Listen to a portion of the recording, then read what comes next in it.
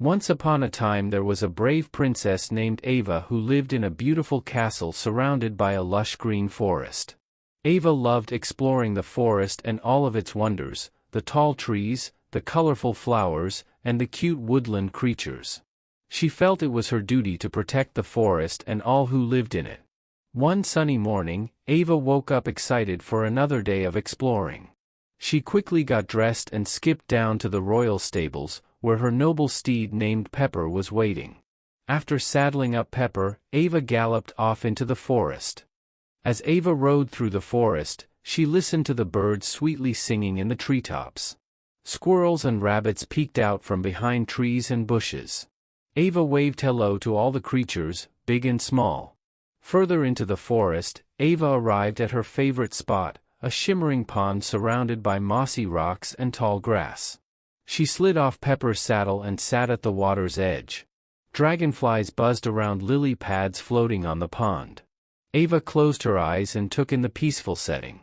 After resting by the pond, Ava decided it was time to head back home. She needed to get ready for the royal ball that evening. As Ava trotted back through the forest, she noticed something strange. Parts of the forest looked darker and more sinister. There were no birds singing or animals playing. The trees appeared sickly, with drooping leaves. Ava felt uneasy. "What's happening to our beautiful forest?" she wondered aloud. She knew she had to get to the bottom of this mystery. When Ava arrived back at the castle, she immediately went to her father the king. "Father, something is terribly wrong in the forest," Ava explained. "Parts of it seem to be dying. The animals are gone. We must find out why." The wise king thought for a moment. "You are right, my dear," he said. "Tomorrow we shall send out royal guards to survey the forest. We must protect our kingdom." Ava knew she couldn't wait for the guards. She had to take action now. So that night, after the grand ball, Ava sneaked out of the castle with supplies. She set off into the forest by moonlight, determined to discover what plagued the land. As Ava ventured deeper into the forest, the landscape became bleaker. The tree trunks turned black, their leaves shriveled up. Even the air smelled sour. In the distance, Ava spotted the glow of fire. She hurried towards it and gasped at what she saw. There was a huge factory built right in the middle of the forest.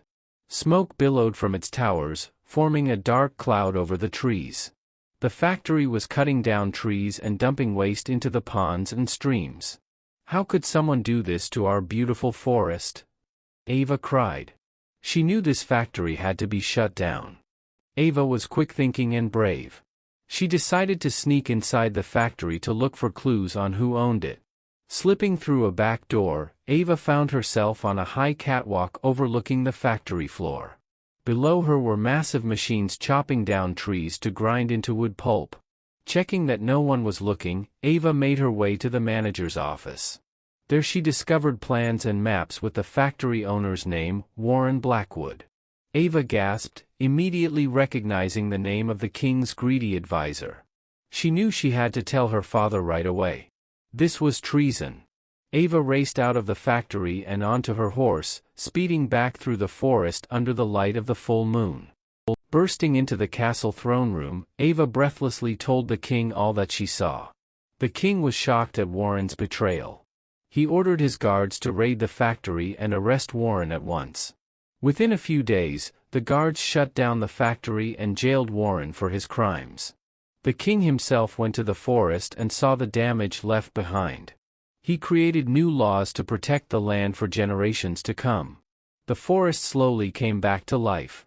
New trees sprouted, animals returned, and clear waters flowed once more. And it was all thanks to the bravery of Princess Ava, who risked everything to save her kingdom. The forest and its inhabitants would flourish for years to come.